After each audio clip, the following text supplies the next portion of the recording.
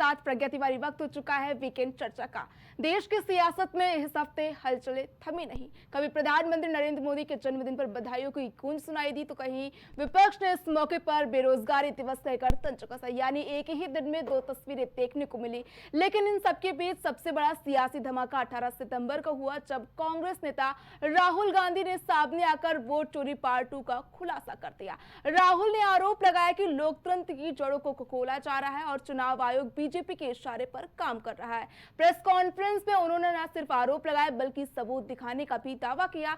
यहां तक कि अपने साथ ऐसे वोटर्स भी लाए जिनके नाम वोटर लिस्टें डिलीट करने की कोशिश की गई थी। राहुल का कहना था कि यह सिर्फ चुनावी हेरफेर नहीं बल्कि भारतीय लोकतंत्र पर सीधा हमला है। इसके अलावा इस हफ्ते में कांग्रेस के एआई जनरेटेड वीडियो पर पटना हाई कोर्ट ने नाराजगी व्यक्त की, तो वहीं असम में भाजपा ने एआई वीडियो का सहारा लिया और विपक्ष जमकर हमलावर हुआ। इन दिनों देश की सियासत में कई वैरायटी देखने को मिली। कभी नेता एआई का सहारा लेकर हमलावर हो रहे, तो कभी सोशल मीडिया पर पोस्ट कर सियासी सुर्खियों में तहलका मचा रहे। प्रधानमंत्री मोदी की मां पर आधारित एआई जनरेटेड वीडियो मामले में पटना हाई कोर्ट की फटकार हो या फिर असम भाजपा का मुसलमानों और राहुल गांधी को लेकर पोस्ट, इस हफ्ते लगातार सियासी घमासान देखने को मिला। तो वहीं प्रधानमंत्री मोदी के जन्मदिन के अगले दिन राहुल गांधी ने एक प्रेस कॉन्फ्रेंस में बड़ा खुलासा भी किया। दरअसल एक बार फिर राहुल गांधी ने वोट चोरी पार्ट 2 में एडिशन की बजाय डिलीशन पर बात करते हुए चुनाव आयोग और बीजेपी पर गंभीर आरोप लगाए। इस दौरान उन्होंने दावा किया कि वोटरों के नाम जानबूझकर डिलीट किए जा रहे हैं। आपको बताते चले कि राहुल अपने साथ कुछ ऐसे वोटर्स को लेकर आए थे जिनके नाम वोटर लिस्ट से हटाए जाने की कोशिश की गई थी। राहुल ने कहा कि मुख्य चुनाव आयुक्त ज्ञानेश कुमार उन ताकतों को हिफाजत कर रहे हैं जो लोकतंत्र को खोखला बना रहे हैं। उन्होंने कर्नाटक की आनंद विधानसभा का उदाहरण देते हुए बताया कि दिसंबर 2022 में ऑनलाइन तरीके से वोट डिलीशन की कोशिश की गई। यहां तक कि उन्होंने सबूत के तौर पर ऐसे लोगों को भी पेश किया जिनके नाम से आवेदन किए गए थे।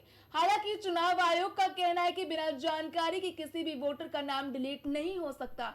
वहीं बीजेपी ने भी पलटवार करते हुए कहा कि राहुल गांधी जनता की अदालत में हार मान चुके हैं और अब लोकतांत्रिक प्रक्रिया पर सवाल खड़े कर रहे हैं। आनंद constituency in Karnataka, 6,018 votes. Somebody tried to delete 6,018 votes. We don't know the total number of votes that were deleted in Anand in the 23 election. They are much higher than 6,018, but somebody got caught deleting 6,018 votes. And it was caught, like most crimes, by coincidence. What happened was, the booth level officer there noticed that her uncle's vote was deleted. And so she checked who deleted her uncle's vote, and she found that it was a neighbor. पड़ोसी ने uncle का vote delete किया था। Election commissioner of India is protecting the people who have destroyed Indian democracy. I'm also going to show you. चुनाव दर चुनाव हार और जनता से नकार दिए जाने वाले एक नेता, जिनके नेतृत्व में लगभग 90 चुनाव कांग्रेस पार्टी हारी, उनकी हताशा निराशा दिन पर दिन बढ़ती जा रही है और आरोपों की राजनीति को इन्होंने अपना आभूषण बना लिया है। जब इन्हीं के लगाए गए आरोपों को ऑथेंटिकेट करने के लिए कहा जाता है तो पीठ दिखाकर भाग जाते हैं, शपथ पत्र देने के लिए कहा जाता है तो मुकर जाते हैं। गलत और निराधार आरोप लगाना राहुल गांधी जी की आदत बन गई है और बार बार आरोप लगाने के बाद माफी मांगने का काम और कोर्ट से फटकार खाने का काम राहुल गांधी जी का हो गया है। आप देखिए, राफेल हो, चौकीदार चोर हो, या फिर सावरकर जी या आरएसएस की बात, या फिर पेगासस के मामले, इन सब पे इनको फटकार ही लगी है। कई बार कोर्ट में माफी मांगनी पड़ी। तो कीचड़ उछालो और भाग जाओ, हिट एंड रन के मामले राहुल गांधी जी के कई हैं। आज की प्रेस कॉन्फ्रेंस में हाइड्रोजन बम फोड़ने वाले थे, फुलझड़ी से काम चलाना पड़ा, वो भी खुश हो गए। सियासत वह इस पर खास चर्चा करने के लिए हमारे साथ स्टूडियो से कुछ मेहमान मौजूद हैं। राजीव मिश्रा जी बीजेपी से, आपका प्राइम टीवी में बहुत बहुत स्वागत है। आदेश शुक्ला जी वरिष्ठ पत्रकार हैं, आपका भी प्राइम टीवी में बहुत बहुत स्वागत है। विकास आदेश, सबसे पहले मैं आपसे सवाल लेना चाहती हूँ। सवाल ये है कि राहुल गांधी जब जब परिपक्वता की बातें करते हैं, ऐसे ही कुछ उनकी हरकतें या उनकी चीजें ऐसे सामने आती जिससे उनकी परिपक्वता पर सवाल खड़े हो जाते, क्या कुछ कहेंगे? देखिए, राहुल गांधी विपक्ष के लीडर हैं और लोकसभा में प्रतिपक्ष नेता हैं। वो ऐसा नहीं है, हम लोग कह सकते हैं कि वो एकदम ही गलत बात कह रहे हैं।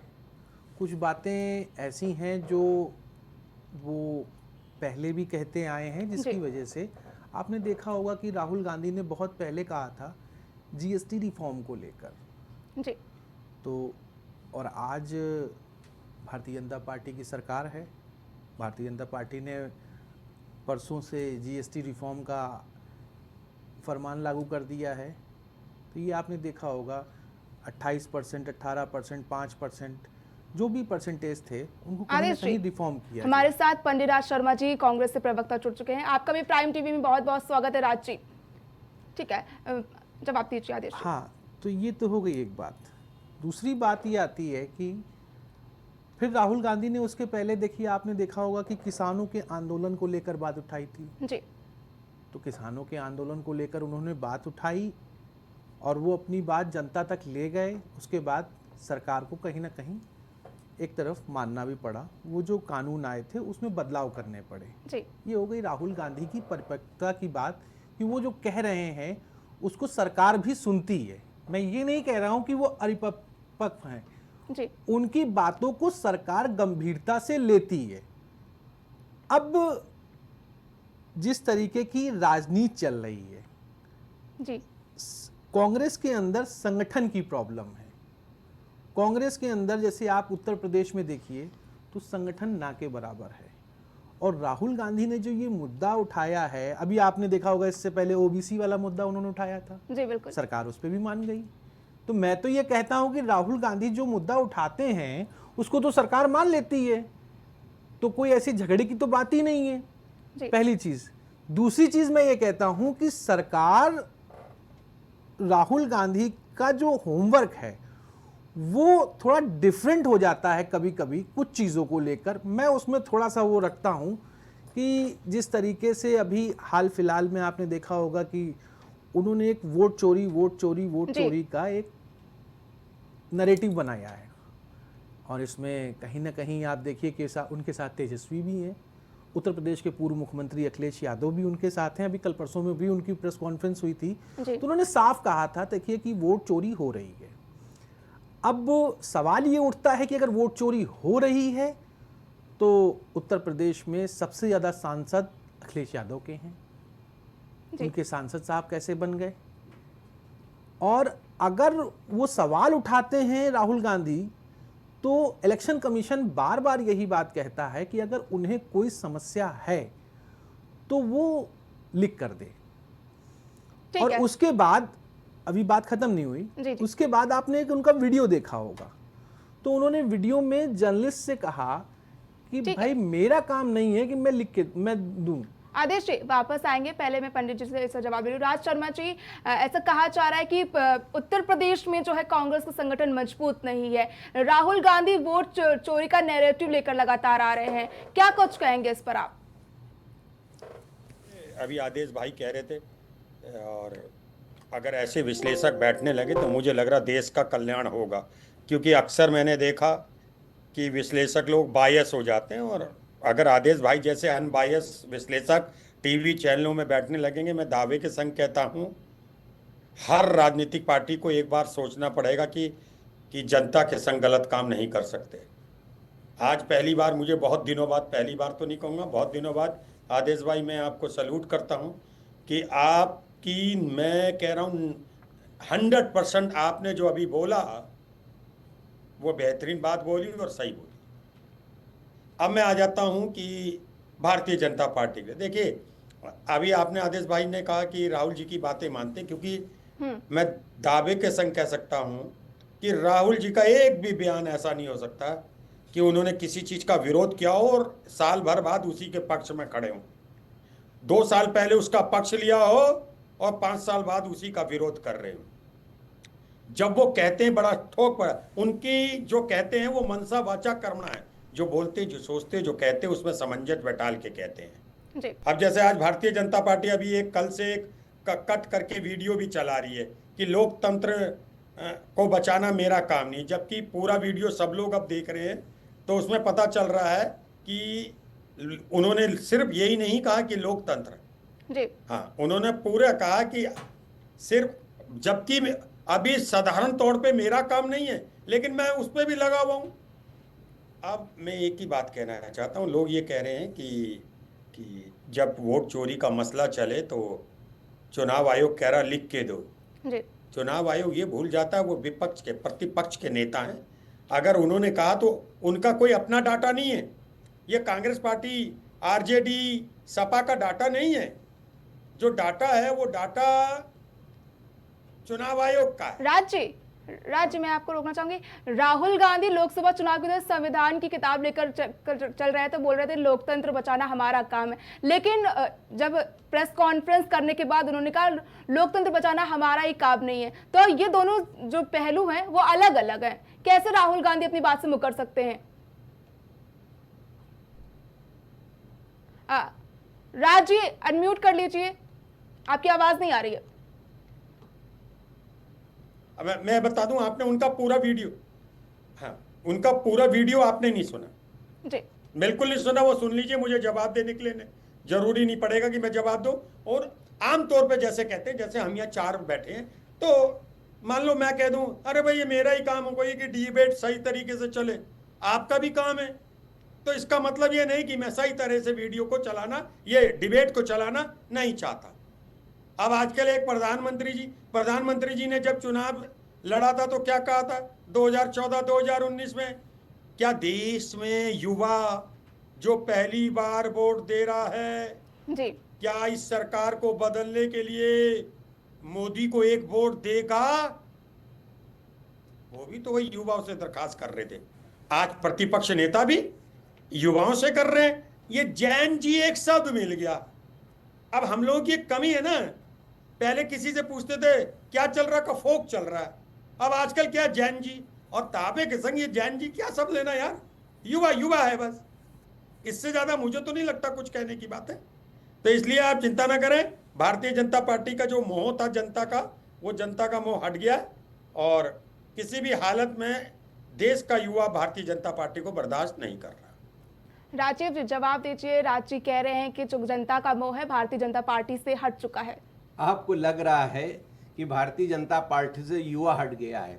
मैं पूछना चाहता हूं बेचारे पंडित जी से, आप राजस्थान ले लो, आप मध्य प्रदेश ले लो, आप उत्तर प्रदेश ले लो, आप उत्तराखंड ले लो, आप पंजाब ले लो, आप हरियाणा ले लो, आप दिल्ली ले लो, आप कहीं भी ले लो। अभी चुनाव आपने देखा, और चुनाव में क्या है, मैं बिल्कुल सच बात, अभी आदेश जी की बात बहुत अच्छी बात है कि ये संगठन कुछ है नहीं, नीचे से ऊपर तक कोई संगठन अब जीरो हो गया, कोई कार्यकर्ता है नहीं, क्योंकि जान गया था पहले हमारा काम है। पहले मेरी बात सुनिए, पहले मेरी बात राजीव सुनिए। भाई, मैंने आपके बीच में बोला, आपके बीच में बोला, मैं बोल रहा हूँ, फिर आप बोलिए, आप पहले मैं जवाब दे दूं, फिर आप बोलिए आराम से। मेरे पहले मैं राजीव जवाब जी, मैं आप पहले बोला राजीव जी की बात सुन लीजिए, फिर आप जवाब दीजिए। मैं आपके पास वापस आऊंगी, पहले जवाब सुन लीजिए। पहले मेरी बात समझिए। जिस तरह से चुनाव होता है, युवा नहीं है, अरे वो युवा ना होता तो आज दिल्ली में सरकार कैसे होती भारतीय जनता पार्टी की? अभी हमें युवा ना होता तो दिल्ली में हम कैसे चुनाव विद्यार्थी परिषद का जीतते? कांग्रेस में क्या बुरा हाल हो गया है?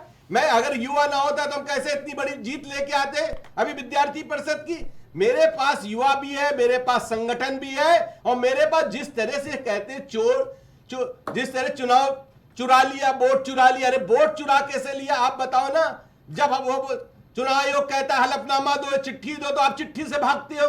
आप अगर सब संविधान लेकर दौड़ते थे कि संविधान को बचाना है, फिर कह रहे संविधान से मुझसे क्या मतलब? ये दोहरी बात कहां से? अगर एक बात होनी चाहिए ना, अगर देश की जनता आपको चाहती तो आपको वोट देती, लेकिन देश की जनता आपको जान से चाहिए, आपने 2004 से 2014 तक आपने क्या किया युवाओं के लिए? पिछली सरकारों में आपने युवाओं के लिए क्या किया?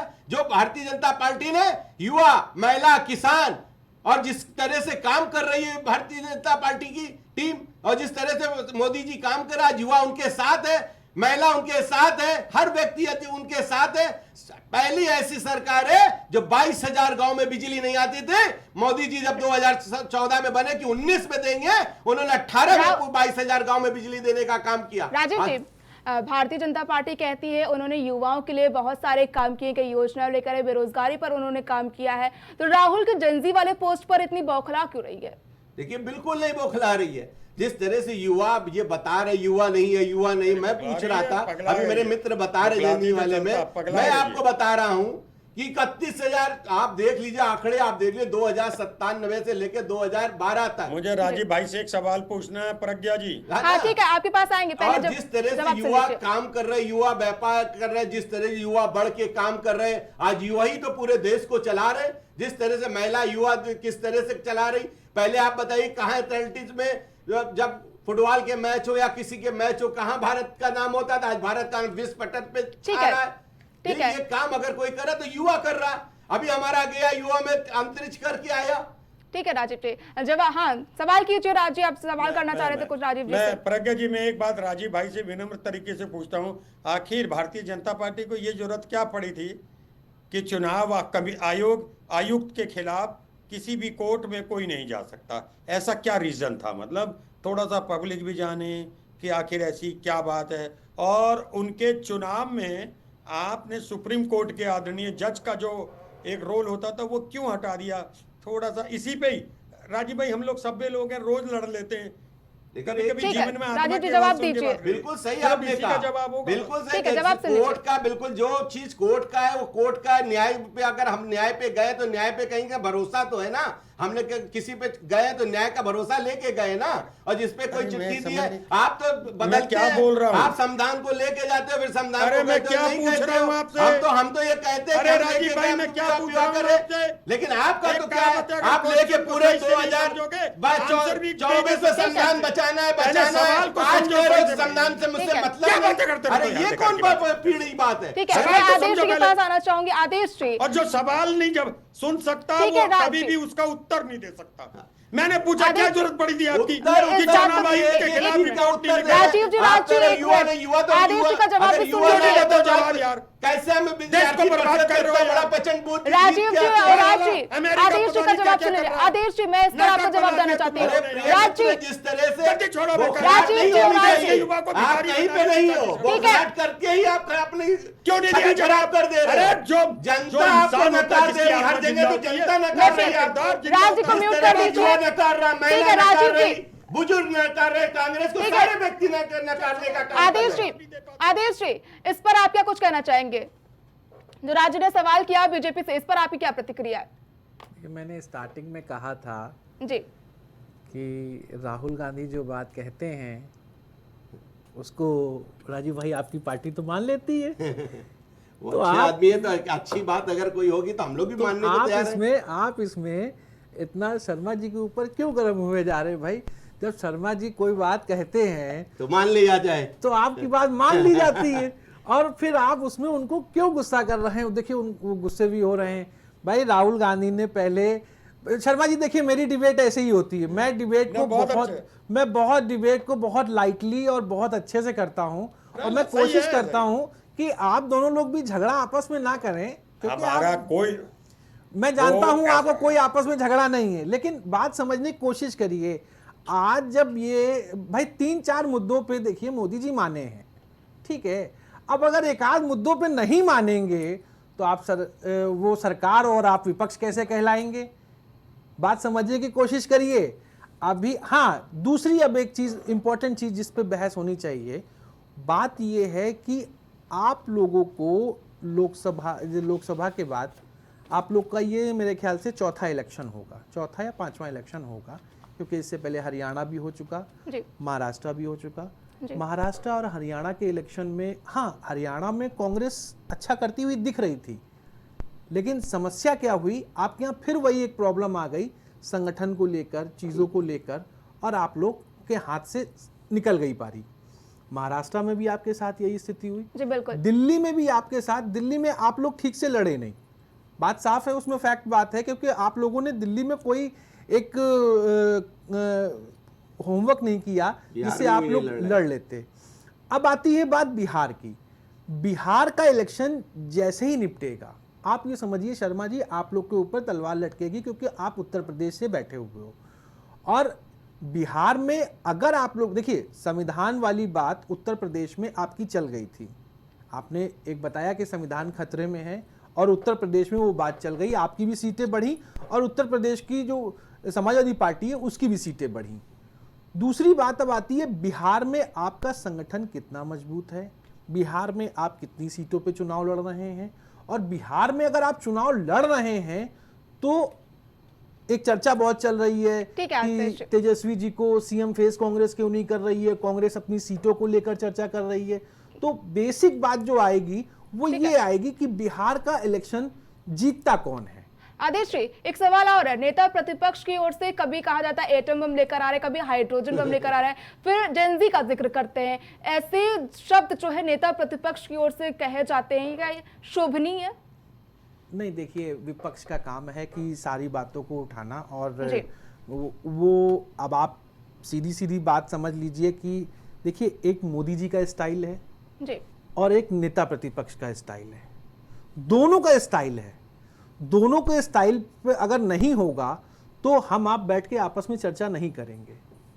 अगर उन्होंने कहा है कि हम बम ला रहे हैं तो वो वोट चोरी की चीज़ लाते हैं, वो एटम बम लाए, तो उन्होंने कर्नाटक की अपनी बात करी, भाई मुझे लगता है कि ये ज़्यादा नहीं होगा, ये थोड़े दिन में भी सॉर्ट आउट हो जाएगा कि ये SIRS वाला मुद्दा कुछ दिन में भी सॉर्ट आउट हो जाएगा, क्योंकि इलेक्शन कमीशन एक स्वायत्त संस्था है, और राहुल जी को भी ये पता है कि अगर हम थोड़ा दबाव नहीं बनाएंगे तो इलेक्शन में हमारी बात वो इलेक्शन। हाँ, एक चीज इसमें नोटिस करने वाली होगी, राहुल गांधी जी ने इस बार कैंपेन का रास्ता चुना है, वो इलेक्शन कमीशन से होते हुए पार्टी को जाता है, संगठन जनता को होते हुए नहीं। जी जी। राज जी, मैं आपके पास आना चाहूंगी। राहुल गांधी ने एटम बम तो फोड़ दिया, हाइड्रोजन बम लाने की बात कर रहे हैं, जबकि इसमें बीजेपी का बयान सामने है, उन्होंने सिर्फ फुलझड़ी करार दिया है। क्या हाइड्रोजन बम वाराणसी को लेकर या हरियाणा चुनाव को लेकर सामने आ सकता है? देखिए, एक बात तो आप बात मान लीजिए, जी, हिंदुस्तान में आजादी के बाद दो चीजें प्रधानमंत्री के साथ पहली बार हुई। पहली बार की प्रधानमंत्री किसी प्रदेश में गए हों, वहां लोगों ने फोटो फाड़ दी हों, लोगों ने उन पे कोई उत्साह नहीं दिखाया हो, गो बैक के नारे लग गए हों मणिपुर पे। दूसरी बात, 6 से 8 राउंड तक वो अपने चुनाव में ही, ये टीवी पे चला है कि पीछे चल रहे हैं। प्रधानमंत्री जो कैंडिडेट होता है, मैं नहीं समझता कि उन्हें 5 मिनट भी पीछे चलना चाहिए, ऐसा नहीं चलना चाहिए। तो इस बात को, और उनकी जीतने का जो मार्जिन है आप देख लीजिए, 4 लाख समथिंग था, 70-75 हजार, फिर वो 1.58 रह गया। इसका मतलब ग्राफ गिर रहा है। सभी लोग यही कहते हैं, मैं भी कहता हूं, देखिए साहब, ये सरकार पे ये चोरी से बने, ये बात अलग है, लेकिन माना तो ये जा रहा है कि इन्हें वोट मिल गया। तो ठीक इसी प्रकार ये भी तो मानना चाहिए कि प्रधानमंत्री जी को जो उनका जीतने का जो मार्जिन था वो घटा, इट मीन्स कुछ तो है ना जी। आप बताइए। और मैं तो कह रहा वाराणसी की काउंटिंग करवा दीजिए सही से। देखिए, एक बात बता दूं, ये सच है कि हार तो रहे थे, ये मोदी जी हार रहे थे, वहां पे सारी चीजें होती हैं, सारे अफसर थे। देखिए, अफसर क्या करे, उन्हें तो ड्यूटी करनी है, देखो वो कुछ नहीं कर सकते। सरकार जिसकी है वो अफसर तो देखो 30 साल से कर रहे हैं, अगर मेरी सरकार आएगी मेरे लिए करेंगे। लेकिन मेरा सवाल सिर्फ इतना सा है, आखिर क्या जरूरत पड़ी थी दो चीजों की? शर्मा जी, आप ये मान रहे हैं आपकी सरकार आएगी तो आपके लिए अफसर काम करेंगे? दूसरी बात, शर्मा जी, वोट नहीं कर सकता। जहां जहां कांग्रेस हारती वहीं वहीं वोट चोरी का मुद्दा उठता है, वहीं आप इल्जाम लगाते हैं बीजेपी पर। उत्तर प्रदेश की बात करो तो उत्तर प्रदेश में चुनाव हुए थे, उसमें 1 सीट से 6 सीट पर आ गई थी। ऐसा क्यों आप लोग करते हैं? कांग्रेस की ओर से ऐसे इल्जाम क्यों लगाए जाते हैं? देखो, एक और बात बता दूं मैं आपको, आप मुझे बस 10-12 सेकंड देना। ये एक विधानसभा में 400 से 450 ईवीएम मशीन लगती हैं। इनका ऑन एन एवरेज 20 से 25 वोट हर मशीन पे ये हेरा फेरी करते हैं। वो हो जाता है 20-25 हजार, 30 हजार। अब क्या होता है, जो हमारा कैंडिडेट 32 हजार से जीतना का औहदा रखता है, कुव्वत रखता है, वो 2000 से जीतता है। जो हमारा कैंडिडेट 25,000 वोटों से जीतने का कुव्वत रखता है, वो 5,000 से हार जाता है। आप ये देख लीजिए, इस बार पहले कभी होता था 400 वोटों से, 850 अगर वोटों ऐसा होता ये है है तो इनका। लोकसभा चुनाव में एक सीट से कांग्रेस जो 6 सीट पर आ जाती है, 37 सीट पर सपा जाती है और जो है सिमट जाती सीटें, क्या कर अरे जाएंगे वो जब जीते प्रज्ञा जी, जी। जब हमारे जीतने का मार्जिन ज्यादा था और इनका हेरा फेरी करने का मार्जिन कम पड़ गया। अगर हम छोटे मार्जिन से होते, ये भी जीत जाते। वो जो हमारे जीते हैं, जो हम लाए हैं अपने 6 और 35-37 सपा, वो लोग मार्जिन बहुत बड़ा, अगर ये हेरा फेरी नहीं करते ये तो छू भी नहीं पाते हमें। जी, जवाब दीजिए। और एक बात बता दूं, ये सिर्फ राज जी 25 जवाब सुन सीटों लीजिए, सुन लीजिए। अगर हम लोग को तो आप लोग 2014 से लगातार कर रहे हो कि मशीन का दुरुपयोग कर रहे, वो कर रहे। अगर मशीन का दुरुपयोग कर रहे होते तो उत्तर प्रदेश में सांसद 33 कैसे होते सपा के। उसके बाद जम्मू कश्मीर में चुनाव हुआ, कांग्रेस वहां पे जम्मू कश्मीर में जीती। मेरी बात सुन लीजिए, पहले मेरी बात सुन लीजिए फिर बोलिएगा। और जिस तरह से आप कह रहे हो, आप आरोप जो आप लगा रहे हो कि मशीन का दुरुपयोग करते हैं, जहां जहां जीतते हो वहां कोई मशीन का दुरुपयोग नहीं होता। मैं आपके पास वापस आऊंगी। राजीव जी बोलिए। जहां जहां आप जीतते हो वहां कोई मशीन का दुरुपयोग हो, जहां जहां आप हारते हो वहां मशीन का दुरुपयोग करते हो। आपसे मैं ये पूछना चाहता हूं, 2014 देख लीजिए, 2019 देख लीजिए, 2017 देख लीजिए, 2024 देख लीजिए। आप जो देख रहे हो, पहले तो संगठन तो खड़ा करो, संगठन ही नहीं है।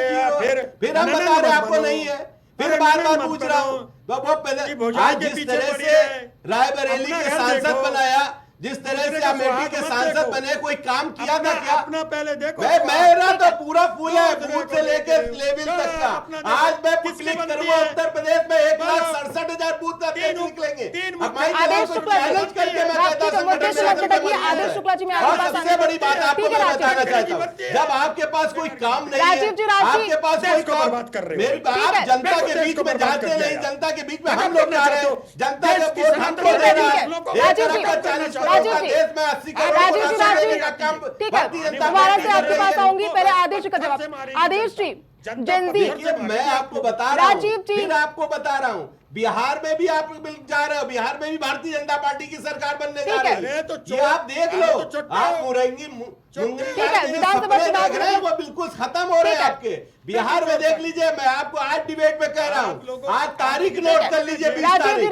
भारतीय जनता पार्टी बिहार में भी सरकार बनाने जा रही है। ठीक है।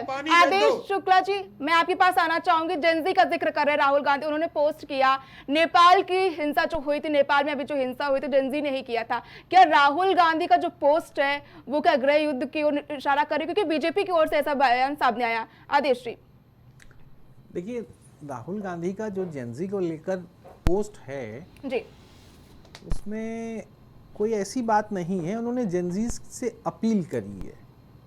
उन्होंने ये नहीं कहा है कि आप सड़क पे उतर जाओ, उन्होंने ये नहीं कहा है कि आप ये कर दो, वो आदेश कर जी, दो। जब नेपाल में हिंसा हो रही थी तो विपक्ष के तमाम नेता है जो हैं वो कह रहे थे ऐसी स्थिति भारत में भी एक न एक दिन देखने को मिलेगी। देखिए, भारत में ऐसी स्थिति मुझे लगता है कि नहीं देखने को मिलेगी जी। ये मैं एक दावे के साथ कह सकता हूँ। और मैं क्या यहाँ पैनल में जितने लोग बैठे हैं और जितने भी लोग हैं, मुझे नहीं लगता है कि शर्मा जी भी इससे सहमत होंगे। शर्मा जी कभी नहीं चाहेंगे कि हमारे भारत देश में कोई ऐसी घटना हो।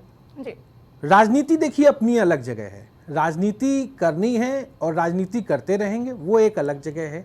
लेकिन मैं ऐसा नहीं चाहता हूं, हमारे पैनल में जितने लोग बैठे होंगे कि वो ये नहीं चाहेंगे कि देश के युवा को ऐसे कुछ करना पड़े, क्योंकि देश में सारे सिस्टम बने हुए हैं, सारे सिस्टम को फॉलो करने के लिए सारे तरीके हैं। और मुझे लगता है कि राहुल गांधी का भी ऐसा कोई नैरेटिव नहीं है कि देश के युवाओं को भड़काया जाए। और ये हो गई एक बात। अब एक बहस के टुकड़े पे, मैं बहस के चर्चा पे मैं थोड़ी सी बात करूंगा जिसमें मैं समझना चाहूँगा।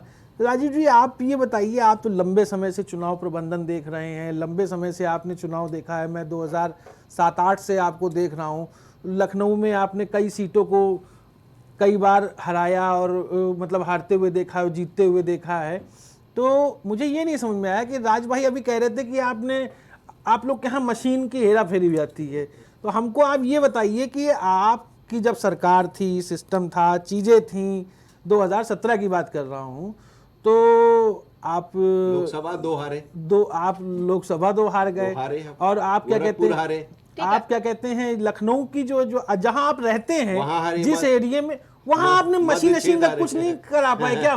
तो ये आप मुझे थोड़ा राज भाई आप समझिए, ये वहां मशीन क्यों नहीं ठीक करा पाए अपने हिसाब से? आना चाहूंगी। और सवाल ये है कि जनजी का जो लगातार राहुल गांधी ने पोस्ट किया, उसके बाद जो है सत्ता पक्ष में बैठे लोग हमलावर नजर आते आ रहे हैं, सिर्फ टवल की स्थिति देखने को मिल रही है। आदेश जी ने जैसा कहा कि भारत में ऐसी स्थिति कभी देखने को नहीं मिलेगी, तो इस तरह की बयानबाजी क्यों की रहा है? एक माहौल बनाने के लिए बीजेपी ऐसी बयानबाजी कर रही है? देखिए, बीजेपी कभी भी, आप जानती हैं, मोदी जी देश के प्रधानमंत्री हैं और उन्होंने बहुत ही पूरे भारत में नहीं, पूरे देश में एक छवि छोड़ी है भारत की। और भारत हिंदू मुस्लिम सिख ईसाई सब चारों का देश है, और जिस तरह से भारत है वो भारत कहा जाता है। और भारत जिस तरह से काम करता है, सब लोग मिलते जुलते हैं, भारत में एक ऐसा नहीं है। और भारत में युवा बहुत अच्छा काम कर रहा।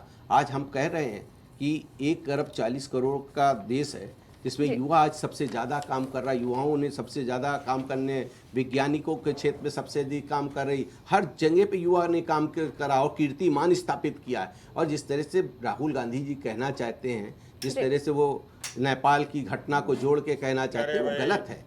युवा है, युवा जिस तरह से देश में, भारत ऐसा देश है जहाँ पे सबका सम्मान होता है। और जिस तरह से आप देखिए, आज हम जिस तरह से महिलाओं का सम्मान जिस तरह से आगे बढ़ता जा रहा है, और जिस तरह से, और आज में जिस तरह से मैं देखता हूँ, आज मेरे पास बहनें कितनी अच्छी काम कर रही हैं, पहले गाड़ियां चलाने का काम करने लगी, पहले अंतरिक्ष में जाने का काम करने, और विज्ञान, और जिस तरह से भारत दिख रहा है, आज पूरे देश देख रहा, पूरा विदेश देख रहा भारत की निगाह की ओर। और जिस तरह से भारत शक्तिशाली बना है, ये देश के प्रधानमंत्री नरेंद्र भाई मोदी की देन है, जो पूरा शक्तिशाली देश है। वो देख लो क्या कर रहे हो युवाओं के संग। एक बात याद रखना, इस सृष्टि में जब नाम लिया जाएगा कि सनातन धर्म के बच्चों का आत्मा को मारने का श्रेय किसको जाता है, तो भारतीय जनता पार्टी का जाएगा। और अगर उससे बचना है, देखिए, आप बोलने में तो कुछ भी बोल सकते हैं। देखिए, मेरी बात आप समझ लीजिए, जिस तरह से देश का प्रधानमंत्री एक एक व्यक्ति की निगाह रखता है, और जिस तरह से कोविड काल से लेके, मेरी बात सुनिए, संकट में भी आज जो कह दे, आज देश का इतना बड़ा विश्वास उस पर पैदा है। अगर वो कह दे कि रात में 2 बजे घंटी बजानी है, तो 2 बजे देश की जनता घंटी बजाएगी। ये विश्वास अगर जीता है, तो देश के प्रधानमंत्री नरेंद्र भाई मोदी ने जीता है जनता का। अरे जो आदेश के पास में जाना चाहूंगे, राज्य एक मिनट आपको रोकना चाहूंगी यहाँ पे, रख पाए वो मुझे क्या देखेगा? ठीक है राज, अरे आपके बच्चे को क्या देखेगा? ठीक है राज, मैं आपके पास वापस आऊंगी, पहले आदेश संग न रख पाऊं तो लानत है मेरी जिंदगी में। ठीक है राज, आदेश जी मैं आपके पास आना चाहूंगी। आदेश, सैम पित्रोदा का एक बयान सामने आया, उन्होंने कहा मैं पाकिस्तान और नेपाल बांग्लादेश में घर जैसा महसूस करता हूं। इस पर क्या कुछ कहेंगे? सैम पित्रोदा हमेशा कुछ ना कुछ विवादित बयान दिया करते हैं, क्या कुछ कहेंगे इस पर? देखिए, मैंने एक चीज नोटिस करी है कि कोई भी इलेक्शन होता है जी, तो उस इलेक्शन के पहले सैम पित्रोदा जी का बयान आता है। आपको याद होगा पिछली बार भी अभी उन्होंने बयान दिया था, और उस बयान के बाद कांग्रेस पार्टी ने ये कहा था कि ये उनका व्यक्तिगत बयान है। तो हमें ये समझना पड़ेगा कि सैम पित्रोदा के बयान को कांग्रेस कितना वेट देती है और कितना नहीं देती है, कब देती है कब नहीं देती है।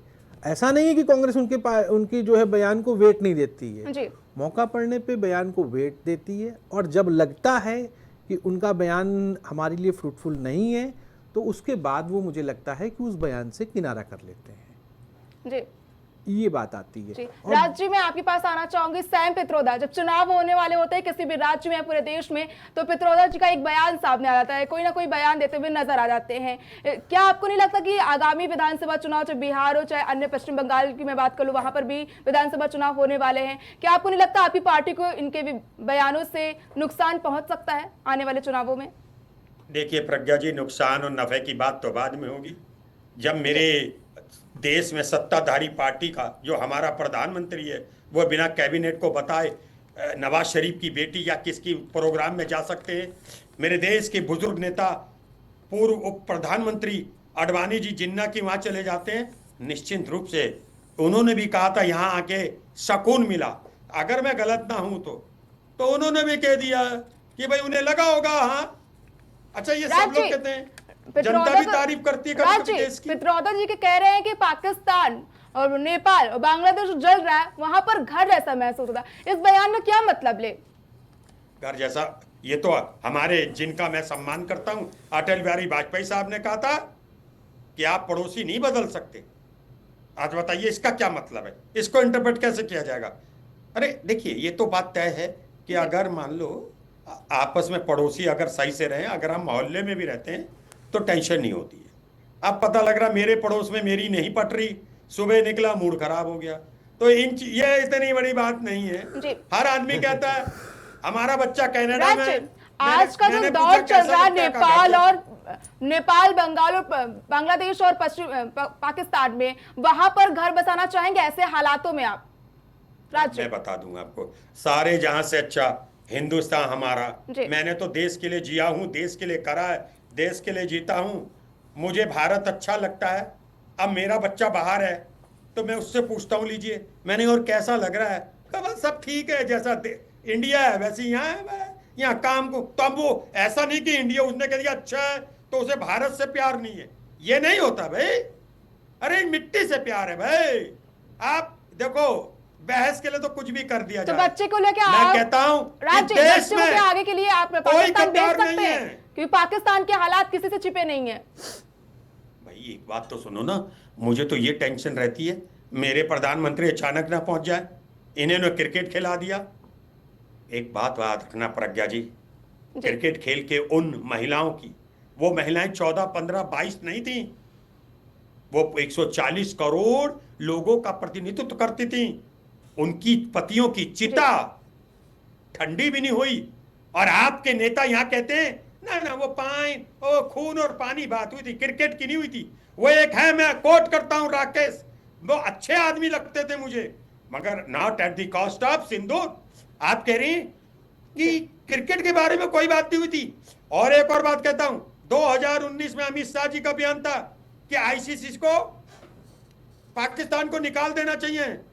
अरे आज तो आपका लड़का ताकतवर था, निकाल देते।